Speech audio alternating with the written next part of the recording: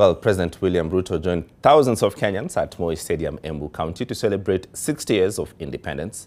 By 5 a.m., majority of Embu residents had gathered at the stadium for Madaraka Day fete. President Ruto lauded heroes who fought for Kenya's freedom in the 1960s and gave Kenya a victory of its kind. Our reporter, Margaret Kimadi, gives us a complete picture of how the events unfolded in Embu today. Karibu sana Rais. President William Ruto arrived at Moi Stadium in Embu at 11 a.m. to preside over the 60th Madaraka Day celebrations and received a standing ovation from Kenyans who had filled the stadium to witness the historic event. The president took a lap of honor in the ceremonial Land Rover carriage as the crowd continued to cheer him. Accompanied by high-ranking military officials, Ruto climbed down to inspect the parade mounted by Kenya Navy, Kenya Army, and Kenya Air Force. On this day, 60 years ago, Kenya formally gained its right of internal government.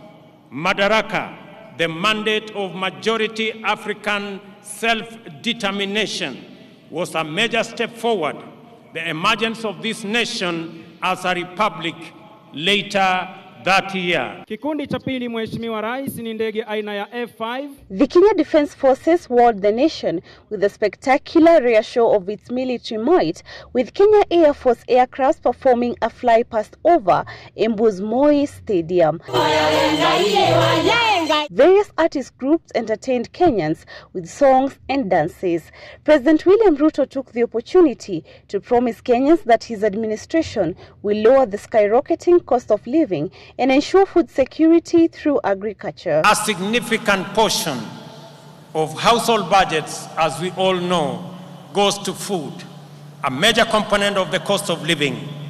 Understandably, there has been animated engagement on this subject. After a prolonged drought, which pushed the entire Horn of Africa region to the brink of famine, widespread shortages of staple foods have driven food prices beyond the ability of many households to afford them. At the same time, Deputy President Rigathi Gachagua assured President Ruto that majority of Kenyans supported the contentious Financial Bill 2023. Gachagua asked the president not to listen to those opposed to his proposals in the financial bill, adding that the opposition was only engaging in propaganda over government plans. His detractors gave you no chance to succeed, as they see you making practical and pragmatic interventions. They are all over shouting and bringing a lot of propaganda, which is being enabled by the press. And we don't mind, because the press, as you all know, were part and parcel of the Azimio Brigade. This being the first Madaraka Day celebrations to be held in Embu County, residents here came out in large numbers to witness Kenya as it turned 60 since independence. Margaret Kimadi, NTV, at Moi Stadium in Embu County.